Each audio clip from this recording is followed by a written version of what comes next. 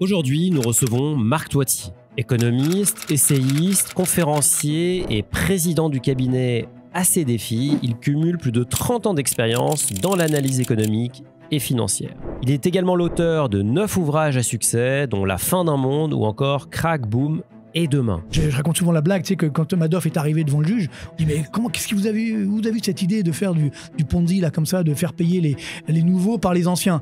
Bah, c'est pas compliqué, j'ai regardé le système de retraite par répartition à la française et j'ai fait pareil. Marc a prédit avec succès certaines crises, mais sa tendance à être régulièrement pessimiste a parfois pu lui valoir une réputation de Dr Doom. Cela fait plus de 30 ans qu'il intervient, notamment à la télévision, et je suivais déjà ses interventions lorsque j'étais étudiant. Aujourd'hui, Marc a également sa propre chaîne YouTube et est conseiller économique pour eToro. Il prédisait la bulle de la dette qui manquera pas d'exploser. 10 ans plus tard, elle a gonflé, commence à devenir gigantesque, mais elle n'a pas explosé. Est-ce que finalement tu serais pas trop alarmiste?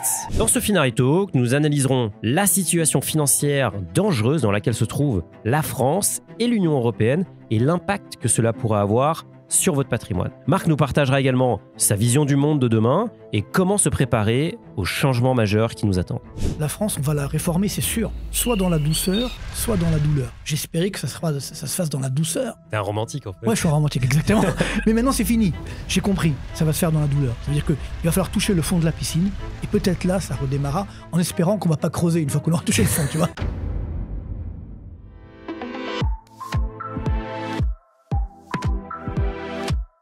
Bienvenue dans ce Finary Talk, le podcast investissement de la chaîne Finary. Sur cette chaîne, on publie 2 vidéos par semaine, notamment des contenus éducatifs, des analyses de patrimoine et évidemment des Finary Talk comme celui-ci. Vous êtes de plus en plus nombreux à nous rejoindre et on vient de passer la barre des 300 000 abonnés. Merci beaucoup pour ça. Si ce n'est pas encore fait, abonnez-vous à la chaîne, likez la vidéo et mettez un commentaire afin de nous donner de la force pour créer encore plus de contenu. Allez, c'est parti pour le talk avec Marc Toiti. Salut Marc. Salut Mounir, ravi d'être dans ton émission aujourd'hui avec vous toutes et vous tous. Écoute, tu me disais tout à l'heure que en fait, tu étais plus youtubeur qu'économiste maintenant. Alors, c'est ce qui est écrit sur Google en tout cas. Quand on tape mon nom sur Google, il est écrit youtubeur français. Bon, alors c'est assez amusant. On voit l'évolution. Non, en fait, c'est pas moi. Je suis pour rien, mais ça veut bien dire que, en fait, comment on est perçu. C'est vrai que je suis avant tout économiste. Hein, c'est mon métier depuis 30 ans maintenant. J'ai fêté mes 30 ans de carrière, tu vois. Ouais. J'étais à la base prof à la fac, hein, finalement, d'économie. Après, chef économiste chez Natixis, Banque Populaire, bon, et ainsi de suite. Et c'est vrai que, bon, ça veut bien dire qu'il y a un changement qui est en train de se passer. C'est vrai que quand j'ai créé ma chaîne YouTube, donc en 2020, j'étais loin d'imaginer que maintenant 207 000 abonnés. Alors que je suis pas encore à ton niveau. Ça va arriver, j'espère. Écoute, je te vois dans le rétroviseur là, tu te rapproches. C'est bien. Mais c'est vrai que ça veut dire qu'il y a une demande d'économie. Je pense que c'est ça qui est vraiment très important parce qu'en France, on n'a pas de culture économique. C'est vrai. Donc le fait qu'aujourd'hui, il y a des chaînes YouTube, soit la tienne, la mienne et d'autres également, qui fonctionnent bien, ça c'est quand même une très bonne nouvelle. Ça veut dire que les Français ont envie de comprendre ce qui est en train de nous arriver. Et à ce moment-là, on va peut-être sortir de la culture de lutte des classes, etc., qu'on alimente en France depuis des années, et avoir une vraie culture économique, ce qui va nous permettre de sauver la France. Parce que c'est vrai que souvent, on me perçoit comme négatif, comme pessimiste. Je suis optimiste avant tout. On va y revenir. On sauve notre belle France, notre économie qui est vraiment en danger aujourd'hui. Et tout le problème, c'est que les Français ne sont pas conscients de ce qui est en train de se produire. Donc, si effectivement on leur explique, je pense qu'à ce moment-là, ils pourront comprendre et on aura des bons dirigeants qui, eux aussi, pourront prendre les bonnes décisions. Il y a un sujet dont tu me parlais avant qu'on commence, c'était le sujet de la dette. Aujourd'hui, la France, c'est 3 300 milliards d'euros de dette. 3303 exactement. 3303. Soit 113%, plus de 113% du PIB. 113,7, ouais. Est-ce que c'est soutenable? Non, c'est pas du tout soutenable. Ça fait déjà longtemps que ça dure. Hein. Simplement, c'est vrai que depuis 2015, en fait, c'est là où j'ai commencé à alerter en disant attention, la dette publique augmente trop fortement. On était à combien à l'époque, tu te souviens? On était autour des 80-90% donc, du PIB, mais ça allait encore, j'ai envie de dire, mais on voyait bien qu'on allait se diriger vers les 100% assez facilement. Et normalement, on aurait dû avoir une sanction. Et c'est là le problème, c'est que qu'est-ce qui s'est passé en 2015? La Banque Centrale Européenne a commencé à faire ce qu'on appelle la planche à billets, qu'elle n'avait pas le droit de faire, ça veut dire acheter des dettes publiques. Et là, si tu veux, pendant des années, j'ai vu tous les dirigeants français, et je leur ai dit, faites attention, si vous augmentez trop la dette publique, ça va faire augmenter les taux d'intérêt, donc ça va casser la croissance, ça va faire du chômage, etc. Donc, ils avaient un petit peu peur. Là, à partir de 2015, c'est le schéma inverse, c'est-à-dire que plus la dette publique augmente, plus les taux d'intérêt baissent. Alors, le paroxysme, ça a été bien sûr le coronavirus, où là, c'était encore pire, on avait des taux d'intérêt négatifs sur la dette publique française. C'est-à-dire, pour avoir le droit d'acheter la dette publique, il fallait payer. Tu te rends compte que c'était un non-sens. Qui faisait ça à l'époque? C'était la Banque centrale, tout simplement européenne. Donc, c'est ce qu'on appelle la planche à billets. C'est-à-dire que normalement, la Banque centrale n'a pas le droit d'acheter des dettes publiques. Donc là, néanmoins, elle allait outre ce droit, ce non-droit, en fait, et puis finalement, elle achetait ces dettes publiques, donc sur les marchés, bien entendu, ce qui permettait de faire baisser les taux d'intérêt, même des taux d'intérêt négatifs. Donc là, on devenait complètement dans un monde, je dirais, anormal. Je me rappelle, je titillais un peu les investisseurs, notamment américains. Je leur disais, quand même, vous achetez de la dette publique française à taux d'intérêt négatif. Vous êtes sûr de perdre. Vous savez ce qu'ils me répondaient? Ils me disaient, oui, mais au moins, on sait combien on va perdre. Tu vois, c'est-à-dire le problème qu'ils avaient, c'est que c'est dans un univers complètement, une sorte de métaverse, si tu veux, Ouais, c'était... où on n'était pas dans un monde normal. Et ça fait beaucoup de mal, évidemment, parce que ce qu'on appelle un aléa moral en théorie des jeux, ça veut dire qu'en fait, quand il y a une sanction, on fait attention. Là, il n'y avait aucune sanction. Donc, plus j'augmente ma dette publique, plus les taux d'intérêt baissent. Donc, c'est comme la blague de Coluche. Tant que je gagne, je joue. C'est exactement la même chose. Tant qu'effectivement, il y avait ce taux d'intérêt très bas, qu'il y avait cette planche à billets, il continuait à faire ce désastre. Et malheureusement, maintenant, aujourd'hui, il fallait bien arrêter la planche à billets tôt ou tard. Et maintenant, il faut payer. Il faut payer le juste prix, d'où l'augmentation des taux d'intérêt. Et moi, c'est vrai que j'en veux un petit peu aux dirigeants français de l'époque, parce que j'ai été les voir, je leur ai dit, faites attention, arrêtez d'augmenter la dette. Puis aussi beaucoup d'économistes qui, à l'époque, disaient, mais non, mais on s'en fiche complètement de la dette publique. Je me rappelle une réunion à Bercy comme ça, il y avait des économistes, des hauts fonctionnaires, etc., avec Bruno Le Maire. Je dis, non, mais la dette publique, c'est pas grave, on va la faire rouler, tout va bien se passer, les taux d'intérêt n'augmenteront jamais. J'étais là, c'est pas possible, ils sont sur une autre planète. Donc, et malheureusement, on a été dans cette fuite en avant permanente et que nous devons aujourd'hui payer. Et ça m'amuse de voir certains, on va pas donner nos noms, bien sûr, mais il y a des économistes qui disent, oh non, aujourd'hui, la dette publique devient dangereuse, alors qu'il y a quelques mois encore, ils disaient, non, c'est formidable, tout va bien. Et ce qui est amusant de voir, c'est qu'il y a des économistes qui aujourd'hui disent au contraire, non, la dette publique, c'est très bien, on peut continuer comme ça. Alors que ça nous coûte chaque année à l'État, ça va bientôt coûter 75 milliards d'euros juste de charges d'intérêt de la dette. Je ne sais pas si on comprend ce que ça veut dire. Alors on se dit, bon, la regarde, c'est l'État qui paye. Non, déjà, l'État, c'est nous. Donc si derrière, on doit augmenter les impôts, ça ne va pas arranger les choses. Mais surtout, le vrai enjeu, c'est que quand les taux d'intérêt des obligations d'État augmentent, ça a également un coût pour nous, pour les Français, pour les entreprises, pour les ménages, parce que tous les taux d'intérêt des crédits augmentent. Donc, si les taux d'intérêt des crédits augmentent, à la consommation, à l'investissement, etc., à l'immobilier, ça fait baisser l'investissement, ça fait baisser la consommation, donc ça fait de la récession, ça fait du chômage. Donc, ne croyons pas que ce problème de taux d'intérêt n'est qu'un problème de l'État.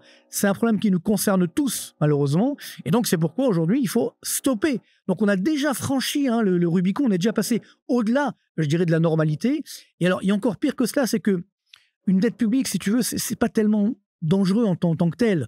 Il n'y a pas de limite, j'ai envie de dire. Mais il y a une condition. Il faut que cette dette soit soutenable. Ça veut dire qu'elle génère suffisamment de croissance, d'activité économique, de revenus, si tu veux, pour au moins payer les intérêts de la dette. Or, nous, en France, ça ne s'est plus produit depuis 2007. Ça veut dire que depuis 2007, juste pour payer les intérêts de la dette, je dois encore m'endetter. Tu vois, ce qu'on appelle la bulle de la dette, c'est un effet pervers, évidemment. Donc, c'est ça qui est dramatique. Quand on me donne l'exemple des États-Unis, par exemple, c'est vrai qu'ils ont un peu plus de dette que nous, en pourcentage de PIB, mais il y a une croissance qui est là. Puis surtout, les Américains, ils ont le rôle du dollar qui les protège et qui fait que tout le monde veut de cette dette publique parce qu'ils veulent acheter effectivement du dollar. Autre exemple, c'est le Japon, bien sûr. Bon, peut-être j'anticipe des questions, mais c'est vrai que le Japon, donc on est à 240% de dette publique par rapport au PIB. Donc on dit, nous, les Français, on est presque des petits joueurs, tu vois. Mais 98% de la dette publique japonaise est détenue par des Japonais. Alors que nous, les Français, 55% de notre dette est détenue par des étrangers, par des non-résidents. Et donc, ça veut dire qu'on est dépendant de leur bon vouloir et donc que les taux d'intérêt vont malheureusement continuer d'augmenter. Si vous investissez en bourse, vous savez que suivre son patrimoine et ses performances peut être compliqué. Avec Finari, vous pouvez synchroniser plus de 20 000 banques et établissements partout dans le monde, que ce soit votre assurance vie, votre PEA, votre compte crypto, vous pouvez tout avoir automatiquement au même endroit. Notre plateforme sécurisée permet également de suivre votre performance, les dividendes que vous allez toucher et les revenus passifs que vous générez. On vous aide même à gérer votre budget et à gagner encore plus d'argent en débusquant les frais cachés que peuvent contenir votre patrimoine. Finari, c'est l'outil indispensable si vous voulez gérer votre patrimoine et assurer votre avenir financier. Afin que vous puissiez profiter de toutes les fonctionnalités, je vous offre 20% sur notre abonnement avec le code qui s'affiche à l'écran. Allez, on retourne au talk. C'est quoi du coup le risque concret là sur un investisseur français? Alors aujourd'hui, le risque concret, c'est que si je détiens des obligations du Trésor, par exemple de l'État français, si les taux d'intérêt augmentent, c'est mécanique, le cours de mes obligations que je détiens va baisser. Parce que les nouvelles obligations vont avoir un meilleur rendement, donc évidemment, on va vendre mes obligations que je détiens moi. Donc, ça veut dire que si on doit vendre ces obligations, on va faire une perte en capital. Et c'est très simple. Hein. Donc, quand les taux d'intérêt augmentent, pour les investisseurs, évidemment, c'est dangereux pour ceux qui détiennent des obligations. Sauf si on garde l'obligation jusqu'à son terme. Donc là, on sera normalement remboursé, parce que je ne pense pas que l'État français va faire faillite dans les 10 années à venir. Enfin, du moins, j'espère en tout cas. Mais néanmoins, à court terme, si je dois vendre ces obligations, je fais une perte. Je dois valider une perte. Et ça, c'est évidemment un coût pour l'ensemble des investisseurs. Puis parallèlement, si les taux d'intérêt augmentent, comme je l'évoquais, ça casse l'activité économique. Donc même les actions, normalement, devraient en pâtir, puisque s'il y a moins de croissance, pas qu'au niveau français, mais également au niveau mondial, et ben là, évidemment, les cours des obligations, il y a moins de profit, donc les cours des obligations, des actions ont tendance à baisser. Donc c'est ça le vrai danger. Tout le monde est concerné. Je pense que c'est la clé. Hein, les taux d'intérêt, ça fait déjà plusieurs années que je le dis, c'est la clé de l'évolution économique. Et c'est ce qu'on voit, ce qu'on a vécu en 2024. Parce que, rappelez-vous, là, il y a un an, un peu plus d'un an maintenant, M. Bruno Le Maire disait « La France, tout va bien. Ce sont les 30 glorieuses. C'est bientôt le plein emploi. » Qu'est-ce qui s'est passé entre-temps ? Déjà, il y avait déjà à l'époque un déni de réalité, mais surtout, les taux d'intérêt, ils ont continué d'augmenter. Et tu vois, aujourd'hui, par exemple, il y a le budget 2025, ils sont en train de préparer le budget 2025. Bon, ben, on fait des arrangements entre amis, etc. Enfin, bon, il y a déjà un gouvernement qui a sauté pour ce budget. C'est un capharnaüm incroyable. C'est pitoyable de se dire on va faire plaisir à Pierre, puis pas faire de peine à Jacques. Quand on veut faire plaisir à tout le monde, on déplaît à tout le monde finalement. Donc, bon, je veux dire que le budget qui est annoncé, il est déjà caduc, avant même qu'on connaisse le détail, puisqu'il tape sur une croissance d'entre 1 et 1,5%. On va faire 0,5% de croissance cette année en 2025 en France, dans le meilleur des cas. Autre élément, le budget ne tape pas sur une augmentation des taux d'intérêt des obligations d'État. Or, ça va continuer d'augmenter, donc ça va aggraver la charge d'intérêt de la dette. Donc, tu vois, juste ces deux effets, ça va nous coûter minimum 20 à 30 milliards d'euros. Tu vois, en plus sur le déficit. Donc, on fait exactement la même erreur. Si tu te souviens, il y a un an, j'avais dit non, on va faire un déficit public en France en 2024 supérieur à 6%. Et on me riait au nez à l'époque, mais non, vous dites n'importe quoi, etc. On va faire 6,5%. Tu comprends bien. Je pense que ce sera la même chose pour 2025. On sera aussi à 6,5% parce qu'il n'y a aucune volonté de réduire le déficit. Quand tu vois que, moi, ça me rend fou. Excuse-moi l'expression, on est entre nous. Hein. Quand tu vois que pour réduire le déficit, le gouvernement actuel, c'est comme des gens a priori intelligents. On a le ministre de l'économie, c'est l'ancien patron de la Caisse des dépôts, qui nous dit on va augmenter les impôts. Alors même de façon limitée, mais ça, si tu veux, c'est ce qu'on apprend aux étudiants en première année d'économie. Ça, c'est quand même bon. C'est-à-dire que si tu augmentes les impôts, surtout qu'en France, nous sommes numéro 1 du monde en termes de ce qu'on appelle le poids des prélèvements obligatoires par rapport au PIB, il n'y a pas un pays dans le monde qui fait plus que nous. On est à 47% du PIB. 47%. Ouais, ça, c'est norme Eurostat, donc c'est quelque chose de dramatique. Donc on est déjà champion du monde. Une belle médaille d'or, mais ça-là, on ne la voudrait pas, hein, évidemment. Mais je veux dire que si encore j'augmente les impôts, qu'est-ce qui va se passer ? Je vais casser l'activité économique. Ouais. Donc je vais réduire ce qu'on appelle l'assiette fiscale. Donc je vais ponctionner plus, mais sur un gâteau plus petit. Donc à la fin, j'aurai moins de recettes fiscales qu'annoncées. Donc j'aurai plus de déficit. Mais à court terme, j'ai peut-être plus de recettes. C'est peut-être aussi ça leur calcul. Même pas parce qu'à court terme, encore une fois, c'est très relatif. Si c'est sur quelques mois, oui, c'est ça. Et sans parler après du risque d'exode fiscal entre les entreprises qui vont se dire tiens, je vais mettre mon siège à l'étranger, les ménages qui vont se dire moi aussi, je vais mettre mon épargne à l'étranger. Moi, j'ai tous les jours des questions sur ça. Hein. Peut-être tu dois en avoir toi aussi, j'imagine. Donc, ce qui veut dire qu'on prend un risque énorme. Donc, comment est-ce possible que des personnes, a priori très intelligentes, véhiculent un tel message? Et d'autres économistes le font également. Ils disent non, c'est normal. C'est quand même incroyable. Et c'est ça qui fait peur, c'est que si tu augmentes encore les impôts en France, tu vas casser l'activité économique et donc tu auras plus de déficit public qu'annoncé. Et je vois tous les jours les chefs d'entreprise, moi je fais beaucoup de conférences, tu sais, un peu partout en France et en Europe. Et en France, chefs d'entreprise, pas les grosses boîtes, hein, vraiment les PME, tu vois, ils me disent mais attendez, on ne peut plus. Donc si on augmente encore cette pression fiscale, cette pression réglementaire, etc., beaucoup vont mettre la clé sous la porte, sachant que nous avons déjà un record de défaillance d'entreprise. Tu comprends? Donc, je ne vois pas la logique. Alors, je comprends qu'il n'y a pas de majorité à l'Assemblée, donc on essaye d'arranger tout le monde, mais il n'y a aucune logique. Et donc, je suis désolé de le dire, et c'est là où parfois je suis perçu comme pessimiste.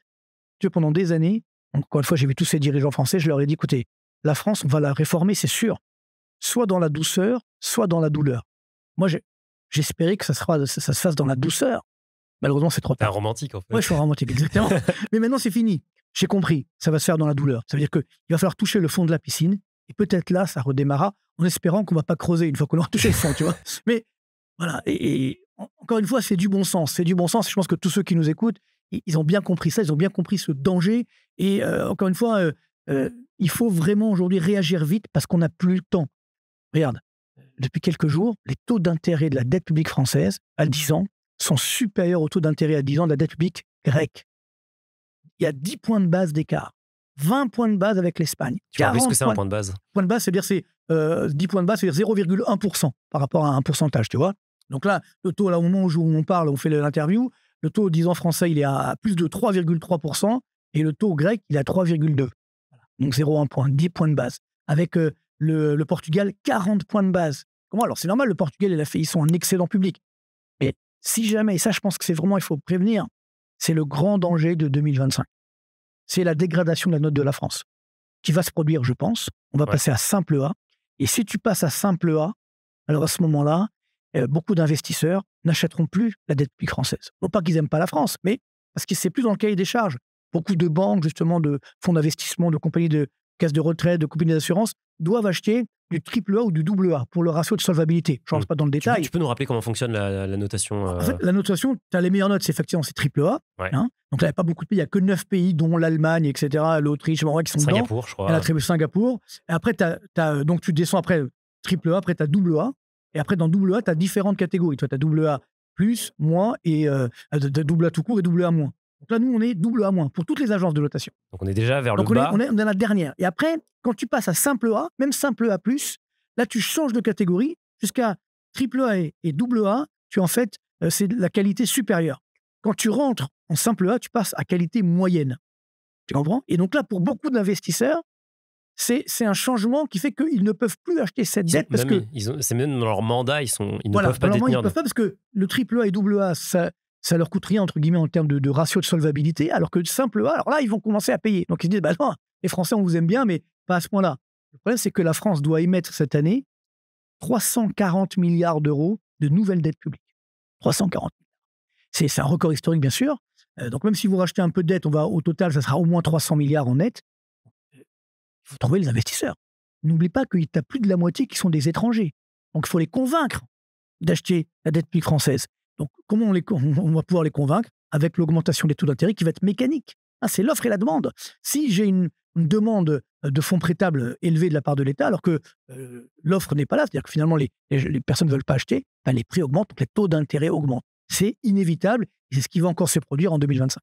Pour revenir au rôle à l'impact sur l'investisseur, un investisseur par exemple immobilier, il voit que les taux sur son emprunt immobilier, ils ont baissé ces derniers 12 mois. Là, on doit être à 3%, on était à plus de 4 à un moment sur le 20 ans, le 25 ans. Tout à fait. Comment tu l'expliques? Comment on réconcilie la baisse des taux sur l'immobilier et une hausse du coût de l'emprunt pour la France? Alors là, c'est très simple, parce qu'en fait, sur les cours de l'immobilier, c'est à la fois un mélange de taux courts, donc de taux monétaires, donc la Banque Centrale Européenne, et de taux longs, donc de taux obligataires. Donc, il y avait effectivement jusqu'à l'année dernière un paradoxe qu'on appelle l'inversion de la courbe des taux. Ça veut dire que tu avais des taux d'intérêt monétaires, donc de la Banque Centrale Européenne, qui étaient supérieurs aux taux d'intérêt obligataires, donc des obligations d'État. Ce qui est illogique. Vraiment, quand tu prêtes sur long terme, tu dois payer plus cher. Voilà. Là, c'était l'inverse. Donc, qu'est-ce qui s'est passé en 2023 et surtout 2024? Donc, la BCE, elle a baissé les taux d'intérêt. Maintenant, on est à 3,15 sur le taux refi, alors que les taux longs, ils sont remontés à 3,30. Tu vois, donc le niveau de base, il a été abaissé. Voilà pourquoi les crédits immobiliers, qui étaient en grande partie indexés sur le taux de la BCE, ils ont baissé. Sauf que maintenant, comme les taux de la BCE vont quasiment plus baisser, mais que le taux obligataire augmente, là on est à 3,30 sur le taux français, je pense qu'on sera à 3,50, peut-être même 4 si on est dégradé en 2025. Donc là, malheureusement, c'est-à-dire que les taux immobiliers vont également augmenter. Et n'oublie pas aussi qu'il y a un coût du risque. C'est-à-dire que pour les banques, j'ai longtemps travaillé dans une banque, donc je peux te le confirmer, il y a un coût du risque, c'est-à-dire que quand une banque, il y a des défauts, donc il n'y a pas défaillance d'entreprise, par exemple, des ménages qui ne peuvent pas rembourser, c'est-à-dire le coût du risque augmente. Donc elles doivent répercuter le coût du risque sur leur taux d'emprunt qu'elles vont pratiquer aux ménages, notamment sur l'immobilier. Donc là, jusqu'à présent, elles ont été sympathiques. Je pense qu'en 2025, malheureusement, les taux d'intérêt risquent de repartir à la hausse à cause de l'augmentation des taux d'intérêt obligataires. Et puis surtout, n'oublie pas, l'inflation repart à la hausse. On a eu les chiffres là hier sur l'inflation, donc normalement dans la zone euro, qui remonte à 2,4%. On est à 2,7% hors énergie et produits alimentaires. Donc la BCE, je rappelle qu'elle a un objectif d'inflation de 2%. Donc si l'inflation, elle remonte à 2,50, ce qui est le cas à peu près aujourd'hui, il ne faut plus baisser les taux. Tu comprends? Alors en plus, autre élément dangereux, c'est que l'euro a très fortement baissé. Peut-être on en parlera tout à l'heure. Et comme l'euro a baissé, quand l'euro baisse, ça fait augmenter le prix des produits importés. Bien sûr. Tu vois, c'est-à-dire que, donc, notamment les matières premières, donc ça augmente. Donc ça fait augmenter l'inflation globale également. Tu comprends? Donc l'inflation, malheureusement, en 2025, elle va rester élevée. Et là, quand même, sur l'inflation, on a une grosse arnaque, si tu veux. C'est que, bon, voilà, on n'a pas arrêté de nous dire, oui, ça y est, les prix vont baisser. Non, l'inflation a baissé, mais l'inflation, c'est la variation annuelle des prix. Par contre, les prix n'ont pas baissé. Les prix ont continué d'augmenter, Mais moins notamment vite. dans l'alimentation. Et ça, évidemment, c'est dramatique pour les ménages, notamment les plus modestes. Donc là, encore une fois, la BCE, elle est prise à son propre piège. Puisque si elle baisse taux d'intérêt, ça va encore alimenter l'inflation. Et si elle ne fait rien, ça va encore plus casser l'activité économique. Donc elle est bloquée. Donc ce qui veut dire que les taux d'intérêt ne vont pas beaucoup baisser. Mais par contre, l'euro va continuer de baisser. Et donc les taux d'intérêt sur nos emprunts immobiliers, malheureusement, vont rester élevés. C'est quoi les solutions? Alors, la solution pourquoi? Pour la France? Pour la France. On va commencer dans l'ordre. Alors oui, elle est très simple. Hein. La solution pour la France, il faut faire ce que j'appelle une thérapie de choc bienveillante. C'est-à-dire que, tu vois, ce matin, avant que je vienne, il y a eu l'indicateur de confiance des ménages en France qui a baissé. Les ménages sont très inquiets, notamment sur le chômage. Pareil sur les industriels, sur les chefs d'entreprise au sens large. Il y a une défiance incroyable sur l'avenir. On a rarement eu ça. C'est vrai qu'on a une crise politique, une crise économique, une crise sociale. On a rarement eu ça en France, une telle défiance, à part pendant le coronavirus ou des événements un peu comme ça. Pendant la crise 2008, c'était à quel niveau? À peu près la même chose. C'était à peu près la même chose. Un peu plus bas au niveau notamment des entreprises, mais c'était à peu près la même chose. Mais en tout cas, en termes de chômage, on est au même niveau. Tu vois, de perspective de chômage. Ça, c'est dangereux parce que pour l'instant, tous les gens nous disent le chômage, tout va bien en France. Mais non, le chômage est en train d'augmenter. On est à 7,7% de taux de chômage au mois de novembre en France. On va monter peut-être à 9% en 2025. Donc, c'est quand même costaud. Donc, les Français sont inquiets et ils ont raison. Donc, il faut les rassurer. Et ils sont inquiets également pour leur pouvoir d'achat. Donc, comment on fait pour donner du pouvoir d'achat aux ménages? Il n'y a pas 36 solutions. Il faut baisser les impôts. Moi, je suis pour une baisse d'impôts pour tout le monde. Combien? Je fais une simulation, 50 milliards. 25 milliards pour les ménages, notamment sur la CSG. Je te rappelle que la CSG a été créée en 91. Tu étais très jeune, j'imagine, à l'époque. J'avais 1 an. Je m'en souviens très bien. Tu vois, tu t'en souviens, déjà, tu regardais à l'époque. Je la payais déjà. Les news, tu la payais déjà, tu vois. Et moi, je commençais ma carrière à l'époque, j'étais encore à la fac, mais je commençais un peu comme ça. Donc en 91, c'est Michel Rocard qui a créé donc, cette contribution sociale généralisée pour financer la sécurité sociale. À l'époque, c'était 1%, maintenant, on est à 9,2%. Sur le taux, sur l'épargne, la CSG plus la cotisation exceptionnelle, on est à plus de 17%. Tu te rends compte l'arnaque? On nous avait dit non, ça sera 1%, pas plus. On est à 9,2% pour l'ensemble des revenus, 17% pour l'épargne. C'est une arnaque énorme. Après, on nous a fait le même coup quelques années plus tard, c'était avec Juppé, sur la CRDS. Là, pareil, non, c'est un impôt temporaire, ça va durer 10 à 13 ans. Voilà, là, on est en 2025, il est toujours là. Il va encore continuer, tu vois. Donc, quand on vous dit on va créer un impôt temporaire qui va pas être très élevé, tu sais que c'est une arnaque. Comme la CEHR d'ailleurs, contribution sur les revenus, qui est devenue un impôt standard. Donc ça, les promesses n'engagent que ceux qui y croient, comme tu sais. Donc ça, c'est les impôts en France, c'est une arnaque. C'est-à-dire que il n'y a aucun gouvernement, malheureusement, qui a le courage de vraiment les baisser. Des fois, on les baisse d'un côté, mais on les augmente de l'autre, etc. Donc, je dis aujourd'hui, il faut baisser les impôts pour tous. Et j'ai envie de dire, c'est facile. Ce sont les numéros 1 du monde. Donc, tu peux baisser. Moi, j'ai fait une simulation, on peut la trouver sur ma chaîne notamment, mais 50 milliards, 25 milliards sur la CSG. Donc là, tu veux les ménages, tous les ménages, parce que tout le monde paye la CSG, même les chômeurs, tout le monde la paye.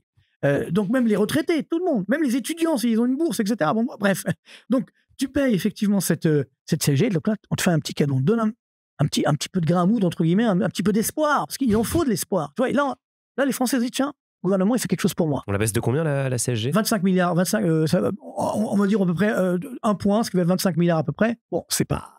On fait ce qu'on peut. On commence avec ce qu'on peut, si tu veux. Donc, 25 milliards, c'est déjà pas mal.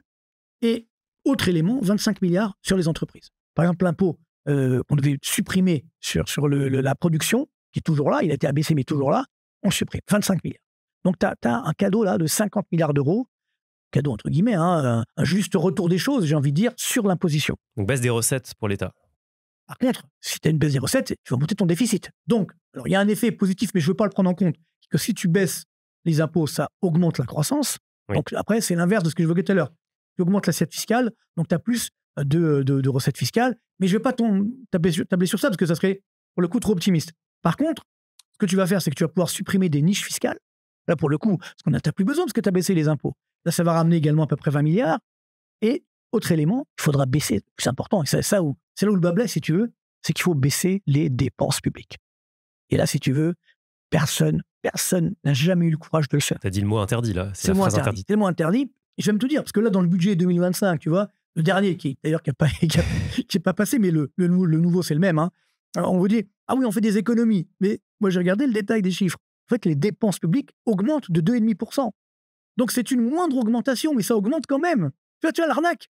Incroyable. Et ça fait des années que ça dure. Hein, donc, t'inquiète pas, depuis que tu regardes les chiffres de l'INSEE, depuis qu'on a des statistiques en France, depuis l'après-guerre, quoi, les dépenses publiques n'ont jamais baissé. On ne sait pas faire. Mais ça, il faut que ça s'arrête. Il faut baisser les dépenses publiques et notamment les dépenses de fonctionnement. Ça, c'est la clé, si tu veux, parce que je te donnais un chiffre très simple. On dit toujours, oui, tu sais, les dépenses publiques en France, c'est du social, donc tu peux rien faire, etc. Bon, déjà, à mon avis, on peut lutter contre les fraudes, etc. On peut améliorer le système, et sans parler de ça, effectivement, 33% des dépenses publiques, ce sont des dépenses de prestations sociales. Ouais. Premier poste. Mais c'est quoi le deuxième poste? Ça va te surprendre. 32% des dépenses publiques, chiffre de l'INSEE, vous pouvez aller sur leur site, c'est disponible. Hein. On va mettre le lien. 32% des dépenses donc, publiques sont des dépenses de fonctionnement. Tu te rends compte l'arnaque? Et alors, ce qui est fou, c'est que... Là-dedans, tu mets quoi, fonctionnement? Alors, fonctionnement, évidemment, c'est bien sûr les salaires, hein, c'est sûr, mais c'est également l'ensemble des frais de fonctionnement. C'est le cas de le dire. Et là, évidemment, il y a tout dedans. Il y a tout dedans. Hein, les frais de bouche, etc., les voitures, enfin, tout ce qui s'ensuit, bien entendu. Alors, tu me dis, oui, moi, ça va, c'est pas une voiture ici ou un chauffeur. D'accord. Sauf que multiplié par X, évidemment, ça fait beaucoup et ça monte très, très vite. C'est aussi vertical parce qu'en fait, il y a le niveau national, mais après départemental, régional. C'est exactement ça. Mais surtout, je vais te donner un truc qui va incroyable. Quasiment personne n'en a parlé. C'est que quand une entreprise va mal, même un ménage, quand toi, tu as quelqu'un faire des difficultés dans sa vie, ça peut arriver. Hein. Moi, je viens des sites HLM d'Orly. Donc, je voyais mes parents, ils avaient parfois des mois difficiles. Bon, qu'est-ce qu'on fait? Tu réduis tes dépenses de fonctionnement. Tu fais attention. Là, tu dépenses un peu moins. Qu'est-ce qui s'est passé pour l'État français ces dernières années? Sur les 3 dernières années, on n'a pas encore les chiffres de 2024, mais avant 2024, les dépenses de fonctionnement, tiens-toi bien, ont augmenté de quasiment 16%. Alors que sur la même période, les dépenses publiques totales ont augmenté de 12%. Ça veut dire que tu vas mal, fais attention. Non, tu augmentes encore plus tes dépenses de fonctionnement que tes dépenses globales, que tes dépenses sociales. C'est pas sérieux. Tu comprends? Donc, ce qui veut dire que là... C'est pas un tour de passe-passe aussi pour jouer sur le chômage, embosser plus de gens? Non, alors ça, j'ai toujours cette question, effectivement, sur le chômage. Mais le chômage, déjà, on a une chance historique. C'est qu'on a ce qu'on appelle le papy-boom. Alors, ça coûte cher pour la retraite, mais comme tu le sais, il y a beaucoup donc, de départs à la retraite des enfants du baby-boom qui, aujourd'hui, donc, partent à la retraite. Normalement, ça date de Sarkozy. Il avait dit, non, on ne va pas les remplacer. Finalement, non seulement ils ont été remplacés, mais on a augmenté le nombre d'agents de la fonction publique. T'imagines l'arnaque? Encore une fois, je vois que je rends compte, j'ai employé plusieurs fois le mot arnaque, je vais peut-être m'arrêter là, mais bon. Mais c'est vrai que tout ça pour dire que, donc ça, si tu les remplaces pas, il n'y a pas de chômage. Ils sont à la retraite, ils ne sont pas au chômage. Hein. Et autre élément important, si je baisse mes impôts, comme je l'évoquais tout à l'heure, ça va faire plus de croissance, donc plus d'emplois. Donc là aussi, tu auras des créations d'emplois, donc tu n'auras pas forcément plus de chômage. Loin s'en faut, tu vois. Donc c'est ça. Et donc, dans mes propositions, moi, je mesure justement et je dis il faut baisser ces dépenses de fonctionnement de 50 milliards d'euros. Tu vois? Et donc, alors, je vais encore plus loin. Je dis il faut lutter également contre les fraudes sociales et fiscales. Ça me ramène à peu près 50 milliards d'euros. Vous voyez, j'ai pris la fourchette basse. Donc, ça veut dire que même en baissant mes impôts, je réduis mon déficit public de 80 milliards d'euros. Voilà. C'est pas plus compliqué que ça. C'est du bon sens. Donc, tu vois, c'est ça, c'est là où je suis optimiste. La solution, elle existe. Encore faut-il avoir le courage politique de la mettre en place. Alors, c'est vrai que comme tu n'as pas de majorité à l'Assemblée, c'est compliqué. C'est compliqué, mais il va falloir y passer. Tu as parlé du déficit. Il y a un pays en Europe qui se targue d'avoir un déficit de 0, qui est notre voisin, l'Allemagne, qui pourtant aujourd'hui aussi est en grande difficulté avec l'industrie automobile qui est à l'arrêt, beaucoup de j'allais dire de unrest, beaucoup de manifestations, ce qui est plutôt rare dans ce pays où il y a un dialogue social quand même plutôt très constructif. Est-ce que c'est pas un peu le contre-exemple que même si tu as des comptes propres, tu peux avoir une économie qui est à l'arrêt? C'est pour ça que je t'ai parlé tout à l'heure d'une thérapie de choc bienveillante. C'est-à-dire pas faire que de la rigueur, faire également, je dirais, de la bienveillance. Tu comprends? Et c'est vrai que les Allemands, ils sont très rigoureux, c'est leur comportement. Mais j'irais même plus loin, c'est que ça, on ne le dit pas assez, parce que souvent on me dit, comprenez, on ne peut pas faire autrement, les déficits publics, c'est logique. C'est que le dernier excédent public en France remonte à 1974. Tu vois, même moi, j'avais 4 ans à l'époque, c'est ce que je veux dire. Donc, pour te dire, donc ce qui veut dire qu'on a plus de 50 ans de déficit public permanent. C'est pas sérieux. Regarde en Allemagne, justement, tu prends le cas de l'Allemagne. Ils sont effectivement ça à zéro, ça sera peut-être les déficits cette année quand même, mais ils ont un excédent public de 2012 à 2019. Un excédent public. Comme quoi, c'est possible. Tu vois, bon, il y a d'autres pays, même les Anglais ont fait des exemples publics, même les Américains, pas dernièrement, mais ça leur est arrivé de faire, quand il y avait une croissance forte pendant la révolution Internet, ils ont fait des excédents publics. Donc, tu vois, c'est possible. Le problème, c'est quoi? C'est que on a ce déficit public qui est chronique et effectivement, qui augmente beaucoup plus que le PIB. Ainsi, pour répondre à cette question sur l'Allemagne, je pense que l'Allemagne a fait malheureusement, alors que c'est un pays qui a fait énormément d'efforts, notamment en 2002-2003. J'ai vécu à l'époque, Gerhard Schröder, effectivement, qui a engagé l'Allemagne sur le front des réformes, et ça a marché. Sauf qu'ils ont fait... C'est pas lui qui en a récolté les fruits, c'était assez intéressant. Bien sûr, il s'est sacrifié, entre guillemets. Et c'est Angela Merkel qui a récolté les fruits, mais elle a continué ensuite. Par contre, c'est vrai que là, ils ont fait une erreur dramatique, c'est l'arrêt du nucléaire. Et c'est ce qu'ils payent aujourd'hui. Sur l'énergie. Et oui, sur l'énergie. Ils payent énormément. D'ailleurs, toute l'Europe paye cette erreur stratégique. Heureusement, je te rappelle que nous, les Français, avec François Hollande, et même au début Macron, voulaient faire pareil. Ils voulaient réduire au maximum c'était prévu, je crois qu'il y avait une dizaine ou quinzaine qui allaient fermer. Exactement, ils voulaient réduire d'au moins la moitié, voire à terme, une absurdité. Heureusement qu'on ne l'a pas fait. Mais ils ont quand même mis en péril le parc, puisqu'ils ont arrêté d'entretenir. Bien sûr, non, mais ça, c'est un problème fondamental. C'est la main-d'œuvre. On appelle la ressource humaine. C'est-à-dire que quand aujourd'hui, tu veux faire du nucléaire, oui, c'est une bonne idée. Tu veux réindustrialiser, oui, c'est une bonne idée, mais pas de main-d'œuvre. On n'a pas arrêté de vouloir former des bac plus 5 en histoire de l'art, etc. Moi, j'adore l'histoire de l'art, si tu veux, mais les débouchés, surtout dans l'industrie, c'est un peu limité, tu vois. Donc, il faut que tu aies une main-d'œuvre en face. Alors, ça commence à réagir aujourd'hui. Mais ce qui est sûr, c'est que tu dois avoir cette erreur allemande sur l'arrêt du nucléaire. Ils payons tous, mais les Allemands, ils sont, comme tu l'as dit... Avec l'invasion de l'Ukraine, c'était... Exactement, c'est ça, c'est le problème du gaz. C'est que l'Allemagne est devenue dépendante du gaz russe. Donc, quand tu as arrêté le gaz russe, effectivement, il fallait bien trouver autre chose. Alors, et c'est le drame. Alors, c'est sûr que, je le dis souvent, c'est l'Inde qui en a profité, puisque l'Inde a acheté du gaz et du pétrole russe, notamment, surtout, parce qu'elle n'avait pas accès à ce pétrole russe. L'Inde l'a raffiné, et après, comme il lui en restait, elle a revendu à l'Europe. On dit, non, c'est pas du pétrole russe, c'est passé par l'Inde. Oui, mais bon, tu vois, cette hypocrisie, elle devient fatigante. Et bon, j'espère, c'est peut-être la lueur d'espoir pour 2025, que la guerre en Ukraine s'arrête et qu'on ait une vraie paix, entre guillemets, en Europe. Et là, peut-être les prix des matières premières pourront effectivement baisser, notamment sur le pétrole, le gaz. Et donc, l'Allemagne ira peut-être mieux. Et donc, c'est sûr que même l'Allemagne, tu as bien fait, tu as bien raison de le dire, c'est que il ne faut pas que de la rigueur. Il faut de la rigueur et également de la bienveillance. D'où ma proposition de baisser effectivement les impôts. Toujours est-il que, on me dit parfois, oui, les Allemands, ils vont mal, donc on est presque content. Parce qu'on se dit, il n'y a pas que nous qui allons mal. Alors déjà, on va plus mal que l'Allemagne, sur les derniers chiffres qu'on a sur les indicateurs des directeurs d'achat. Mais surtout, quand l'Allemagne va mal, qu'est-ce qui va se passer? Ils vont nous dire, attendez les gars, ça fait des années justement qu'on serre la ceinture, et vous continuez à faire n'importe quoi, on va rien vous dire. Donc, il y a des tensions qui sont en train de se créer au sein de la zone euro et qui sont très dangereuses pour la zone euro. Et il n'y a pas que l'Allemagne qui a fait des efforts. On parlait du Portugal, de la Grèce, de l'Italie également. Je ne sais pas si on se rend compte, l'Italie, parce qu'on a beaucoup jeté l'Italie aux orties, enfin, notamment les Français, certains Français, pas tous, heureusement. On aime bien. Moi, j'aime beaucoup l'Italie, parce que c'est un très beau pays, bien entendu, mais alors, je préfère la France, parce qu'on est Français avant tout, c'est sûr, mais néanmoins, c'est vrai que quand on voit ce qui se passe en Italie, ils ont réduit leur déficit public drastiquement, également leur dette publique. Comment ils ont fait? Là, voilà, ce que j'allais te dire, ils ont réduit les dépenses. Ils ont réduit les dépenses. Et alors maintenant, regarde ce qu'ils ont annoncé, ça a été voté pour 2025. Ils font baisser les impôts de 30 milliards d'euros. Incroyable. Et pendant que nous, on dit, on va les augmenter un petit peu, mais bon, pas grand-chose. Voilà ce qu'il faut faire. Et ça, encore une fois, si tu veux, tous les pays du monde qui ont augmenté les impôts se sont plantés. Tous, y compris nous les Français, parce qu'on le fait depuis des années. J'ai un graphique, je le montre régulièrement, où tu vois l'évolution des impôts, tu vois de la pression fiscale et la croissance structurelle. Tu vois que plus la pression fiscale monte, plus la croissance structurelle baisse. Ça, c'est la France. Et donc, tous les pays à l'inverse qui ont baissé les impôts, ils ont redémarré. Tous. Tu vois, ou qui ont même baissé les dépenses publiques. On voit ce qui se passe aujourd'hui en Argentine, par exemple. Et donc, l'Italie, je pense, c'est un grand enseignement, parce que l'Italie, elle est quand même très, très mal. Il faut reconnaître. C'est vrai qu'elle a une industrie puissante, notamment dans l'Italie du Nord. Mais voilà, nous, malheureusement, on ne veut pas regarder la réalité en face. On est dans le déni de réalité permanent. Et donc, si tu es dans le déni, tu ne peux pas prendre les bonnes mesures. Donc, c'est vrai, il faut regarder la réalité. Parce que moi, je dis, d'ailleurs, je ne suis pas pessimiste, je suis réaliste. Quand tu regardes la réalité en face, c'est vrai pour tout le monde, hein, pour la vie au quotidien, là, tu peux prendre les bonnes décisions. Mais si tu te dis, non, il n'y a pas de problème, tout va bien, tu ne pourras jamais prendre les bonnes décisions. C'est quoi, si je regarde typiquement le marché action français, je crois que le CAC, il a fait moins 3% en 2024. Le S&P, il a fait plus 23%. Même le marché mondial a monté. Enfin, tout a monté en gros, à part la France. Ouais.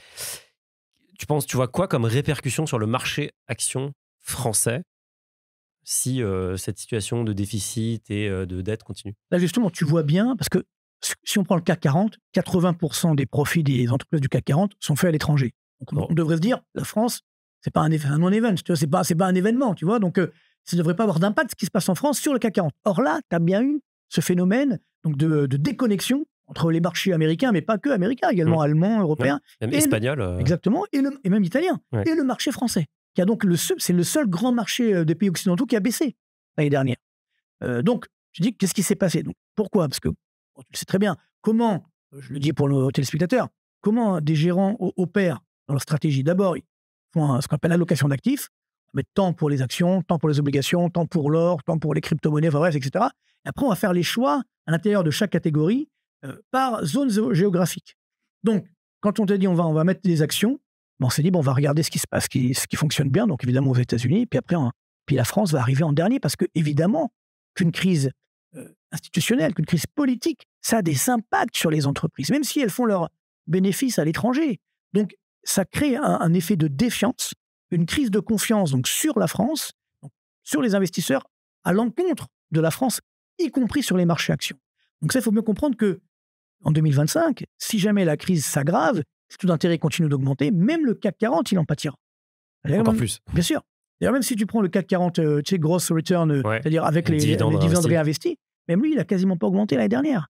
Et parce qu'on rappelle que le CAC 40 est ex-dividende. Voilà, réinvesti. Donc, c'est pour ça que même si on réinvestit les dividendes, on se rend compte que même le CAC 40, donc gross return, GR, comme on l'appelle, eh bien, il a effectivement sous-performé les grandes bourses internationales. Donc, ça montre bien qu'il y a une crise de défiance qui est en train de s'installer à l'égard de la France et qui concerne même les marchés boursiers. Donc, soyons quand même prudents pour 2025. Justement, tu as parlé du S&P 500 qui, lui, il est en feu, il enchaîne 2 années à plus de 20%. Pourtant, quelques chiffres sur la dette américaine qui est folle, en fait. Ça fait tourner la tête. Ça donne le tournis. Plus de 36 000 milliards de dollars, 124% du PIB, 6 fois plus qu'en 2000, c'est lunaire. Le déficit budgétaire en 2024, c'est 1800 milliards. Eux, c'est vraiment pas des petits joueurs. C'est quand même du solide. 6,4% du PIB. Donc les Américains, ils sont quand même en roue libre totale. En parallèle, tu as le Trésor américain qui n'arrête pas de remonter le plafond de la dette pour éviter le fameux shutdown, que les services s'arrêtent. 78 fois quand même depuis 1960. Donc c'est devenu une habitude en fait, quasiment. Est-ce qu'il n'y a pas un moment où tout ça aussi, ça va se payer, notamment au niveau du marché boursier? Bien sûr, bien sûr. Alors, il faut bien comprendre que pourquoi ça ne se paye pas, pourquoi ça marche? Oui, pourquoi ça marche? C'est très simple. Il y a 2 raisons. Je l'ai évoqué un petit peu tout à l'heure, c'est que d'abord, ça génère de la croissance. Donc, ça veut dire que les Américains, avec leur croissance, ils arrivent quand même à payer les intérêts de la dette. Alors là, attention, parce que le taux d'intérêt commence à augmenter fortement, ça coûte de plus en plus cher également aux États-Unis. Mais ça passe parce qu'ils arrivent néanmoins à payer ces intérêts de la dette grâce à la croissance. Et si tu regardes dans la croissance, c'est quoi les composants de cette croissance? Voilà, c'est ça qui est important. Il y a 2 gros moteurs, bien sûr, les investissements et la consommation. Et donc, la clé, si tu veux, d'un pays, bien sûr, la consommation, on a besoin, les grands pays ont besoin d'avoir une consommation soutenue, mais la clé, c'est surtout l'investissement. Et l'investissement innovant. Regarde, toutes les GAFAM, les fameuses GAFAM. Ouais, non, les Magnifiques 7. Non, ça augmente, on change les noms maintenant. C'est que des Américaines. C'est que des entreprises américaines. C'est terrible, d'ailleurs. C'est terrible. Et d'où ça vient, ça? C'est pas compliqué, c'est que tu as un acteur financier que tu n'as pas en France, qui s'appelle des fonds de pension.